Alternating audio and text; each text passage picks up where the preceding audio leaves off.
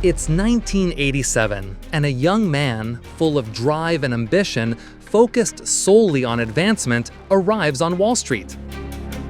His first step is to be hired by L.F. Rothschild. What is L.F. Rothschild? It's an investment bank, and you can surely guess whose it is from the name. The young man we're talking about is Jordan Belfort, a 25-year-old with only $100 in his pocket, but an abundance of motivation instead of money. He was hired at this investment bank solely to sell stocks to people. It's 1987, and not everything is digital yet. When you want to buy stocks, transactions are usually done over the phone. His job was to call various people and tell them, "Why are you waiting?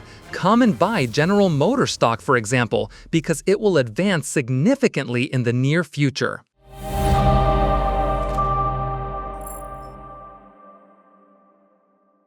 Jordan Belfort's work here was somewhat deceptive, as he wanted to sell and would try to tell a few lies to make it appealing. Jordan worked for a few weeks, learning how to sell. But on Monday morning when they came to work, something suddenly happened. Black Monday 1987, when stock values plummeted sharply. Good evening. Today is Black Monday, the day the Dow dropped more than 500 points, the day the Dow dropped more than 22%.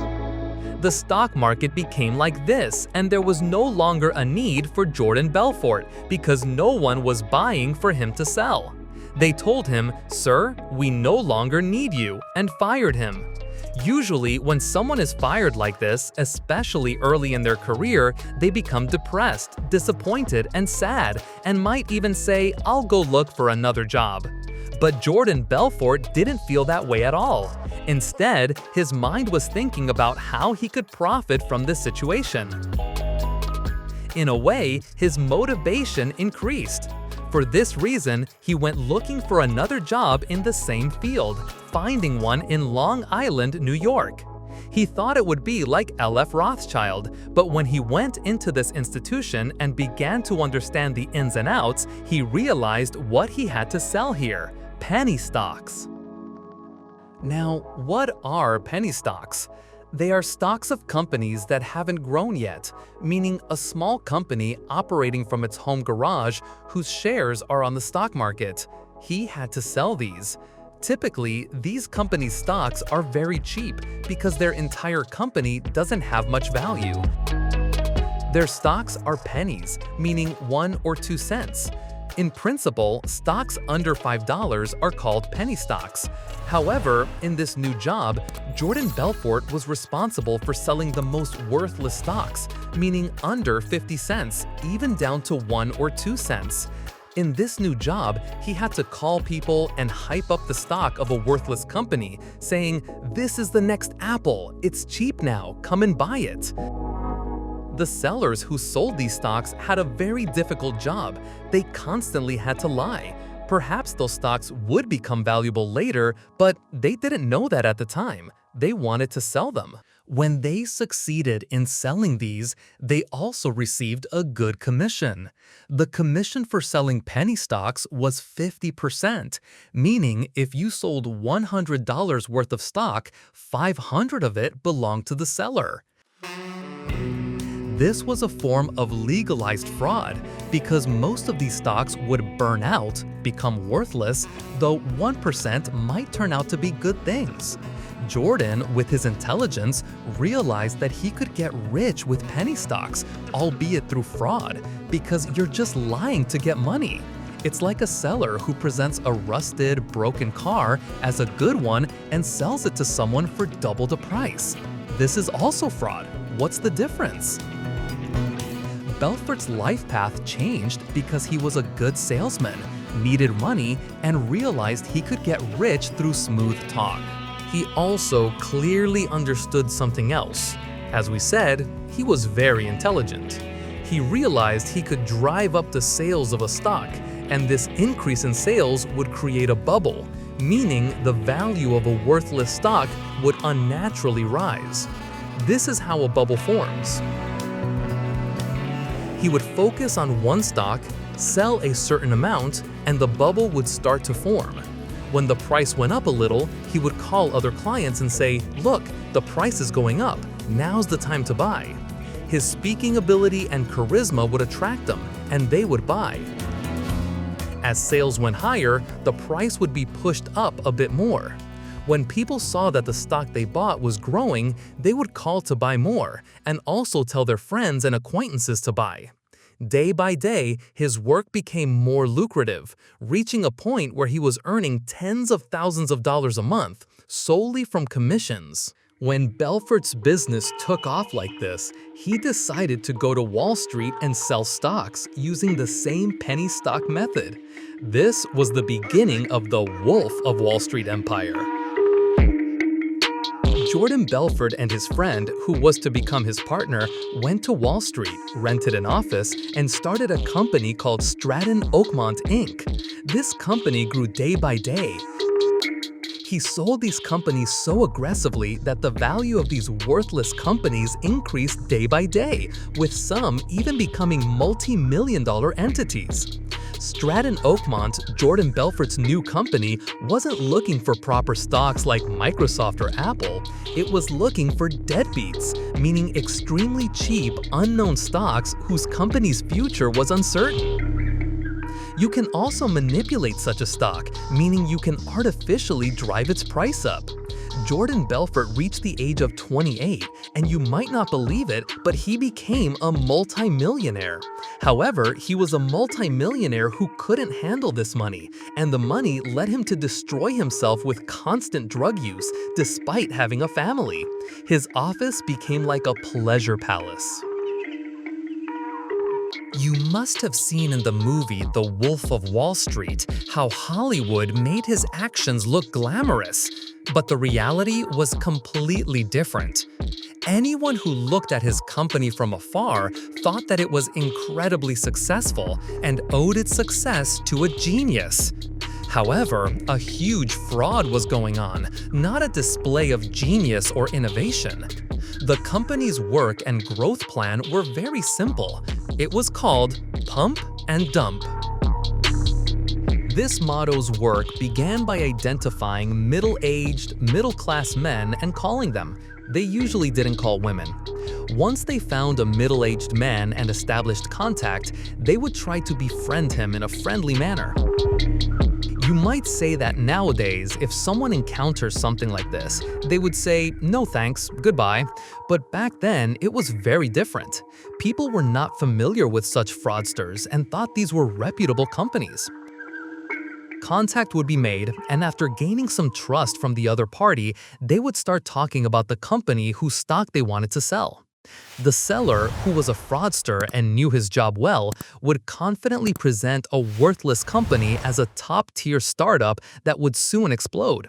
They always used Microsoft as an example, saying, "This company is the calm before the storm, just like early Microsoft."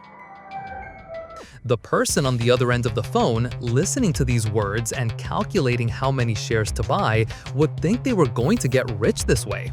Unfortunately, the buyer could not even imagine that this was a trick because, as we said, people were much more naive back then. Stratton Oakmont, meaning Belfort's company, employed more than 100 skilled salespeople and would tell them, for example, "This week, we all work on the stock of this company and try to artificially drive up its price." How? Just as we described. They would call a middle-aged, middle-class man and strip him of all his savings to buy this stock. This method was so effective that it would take a worthless company to its peak.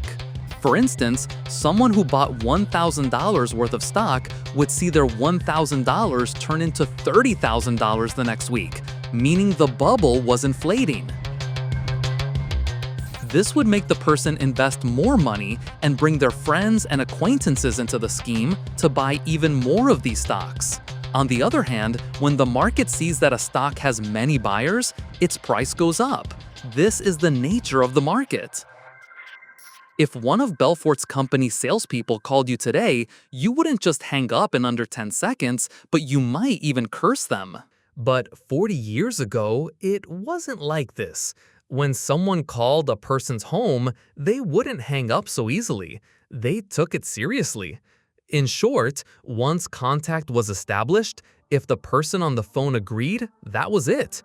If not, they would try 1,000 ways to persuade them, not disrespectfully, but by saying, "No, you're mistaken. Do this instead." They would gently change the course of the conversation until the person eventually got involved.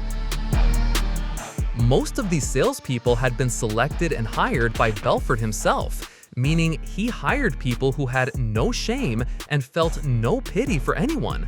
Only money mattered, nothing else. Before Stratton Oakmont offered a stock, it would buy a huge amount of that stock under various names, so that an initial bubble would form and the market would show a positive trend. Then they would start calling people so that if a person looked at the chart, they would understand that it was about to explode. One of their biggest profits came from this. They would buy stocks with people's money, artificially inflating their price, and then when the price reached its peak, they would sell their own shares, which is the essence of the pump and dump motto. Now, if a buyer invested $10,000 and bought a stock, and after 4 weeks that stock became $30,000, they could sell it and pocket $20,000. They could sell the stock, but they had to talk to Stratton Oakmont to sell it through them, as they had bought it through them. When a client came wanting to sell, the salespeople were trained to simply waste time. They would keep the person on the phone unnecessarily, saying, "Let us connect you to a seller." The seller would say, "It's late today, call back tomorrow." The next day, the person would call and they'd say, "Our connection is down, we can't arrange the transaction right now." In short, they would give the person the runaround, and at the same time, they would say, "Don't sell, why are you selling? This is the next Microsoft. Wait a few months and see what happens." Many would regret it later and say, "Okay, we'll wait then." Now, someone who waited would reach a point where their stock price had peaked, but suddenly, within a few days, that same stock that had peaked would begin to plummet with no intention of stopping. It would just keep coming down, and suddenly, within 2 or 3 days, the person's $50,000 would turn into 10 cents. This criminal company did this to tens of thousands of people, including all sorts of individuals. Some lost a few hundred, some a few $1,000s, and some even several $100,000. Now, why did this stock suddenly become worthless in a few days? In a pump and dump, who holds most of the shares? Stratton Oakmont Company, under various names. When the price reaches its peak, they put their shares up for sale. They sell them. They take their money, and because there's so much supply, the bubble suddenly bursts and people's stocks become worthless. But where did all the money go? To Jordan Belfort, who profited both from the people who bought the stocks and from selling his own shares. In that year, $800,000 is a lot of money. A person named Tom Picorni lost $800,000 in these very transactions, which was significant enough to be recorded in history. The story we've told you relates to one stock. This is despite the fact that Stratton Oakmont Company pumped and dumped dozens of stocks in the same way and continued to do so. People would come, buy, become miserable, and then a new group would come the next day. Legally, they hadn't committed any crime. Jordan Belfort was now on cloud 9 with abundant money, immense success, Lamborghinis, lavish homes in the best parts of New York. He even bought himself a yacht or a large pleasure boat. His office had become a pleasure den with drugs freely available for everyone to use. Sometimes they would even throw parties in the company's main hall, inviting dancers and singers. The salespeople who worked for Jordan practically worshipped him. In essence, he hadn't built a company, but a cult. Whatever he said, these people listened. After a while, the company's notoriety reached the police. They knew the company was taking people's money, but they couldn't find evidence to do anything. At this point, the SEC, U.S. Securities and Exchange Commission, also became aware, and they put Stratton Oakmont and Jordan Belfort under the microscope. For 4 years, they focused, but couldn't find enough evidence. They knew he was a criminal, but couldn't do anything. The only thing they could do was revoke his license, so he could no longer legally continue this work. Stratton Oakmont was shut down, but Jordan Belfort wasn't one to give up, and the men who followed him, his cult, wouldn't easily abandon him either. After this, the SEC, realizing they couldn't do anything more, sent the case of Jordan Belfort, his company, and his associates to the FBI. They said, "We couldn't do anything, see if you can catch this company's criminal activity." From then on, the FBI got involved, and a seasoned agent named Gregory Coleman was made the head of the research team for this case. Because Gregory Coleman was with the FBI, he secretly monitored them himself, especially Jordan Belfort. Even though Stratton Oakmont had been dissolved, Coleman pieced together their activities one by one, like a puzzle, to see what picture would emerge.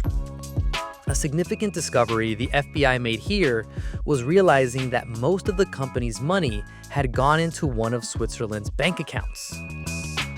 From the other side, Gregory Coleman, in reviewing the company's documents, gained access to the phone numbers of the people who had lost their money. He called them one by one, trying to ask them, what did they tell you? What were they selling? How did they take your money? He asked everything. Coleman spoke with hundreds of people and fully understood how they were perpetrating the fraud. As we said, most of the money was in Swiss banks. At that time, Swiss banks were known for their secrecy. Even if the FBI wanted information from them, they wouldn't provide it, saying, "No, we cannot give it." This issue remained at a deadlock until a Swiss banker came to America and was arrested for an offense unrelated to Jordan Belfort. Since he was a foreigner and a Swiss banker, the FBI came to handle his case. This Swiss banker also knew that they were looking for Jordan Belfort, so he told the FBI, "Let's make a deal. I'll tell you everything about Jordan Belfort, and you let me go back to Switzerland." The FBI agreed. Okay, agreed. He laid out the entire story, accounts, and money laundering activities. Once the evidence was gathered, they immediately arrested Jordan Belfort for the severe crime of money laundering, which is a heavier crime than fraud. Because of this money laundering, they could have sentenced him to more than 20 years in prison. But Belfort wasn't the kind of person to take all the blame. Like an informant, he gave all the names and dragged all the members of his cult into prison. When he exposed everyone, his 20-year sentence became 4 years. However, he only served 22 months in prison and was released in 2005. He swindled more than $100 million from people and only went to prison for 22 months. When Jordan Belfort got out, he turned his criminal past into a series of advertisements. He even wrote a book called The Wolf of Wall Street, meaning himself, which was later made into a film. Today, he acts like a trading guru, going around giving speeches on how to buy and how to sell. It's as if he never swindled $100 million of people's money. Now, where is that money that was in Switzerland? Unfortunately, no one knows except Mr. Belfort. In the early days of his arrest, $10 million of his properties were sold, and 10% was given to the victims. But only 10%. 90% of the money is still missing. When Jordan Belfort was released in 2005, they took a signature from him, saying, "If you don't have it now, it's okay, but you must deposit $10,000 monthly into an account that goes to the victims." He said, "Okay." And for the past 20 years, he has been depositing. He deposits $10,000 per month, But if you calculate when people will get their money back, you'd have to wait 800 years, because $10,000 a month is $120,000 a year. How can that ever reach $100 million? It might be hard to believe, but for him to come and give a speech at an assembly, they sell many expensive tickets, and he earns between $100,000 to $200,000 from each session alone. When a podcast or news agency invites him to speak, he charges more than $50,000. Some might call him a vulture, but that's a 100% mistake because it's disrespectful to vultures. Vultures are nature's heroes. He can only be called a rat.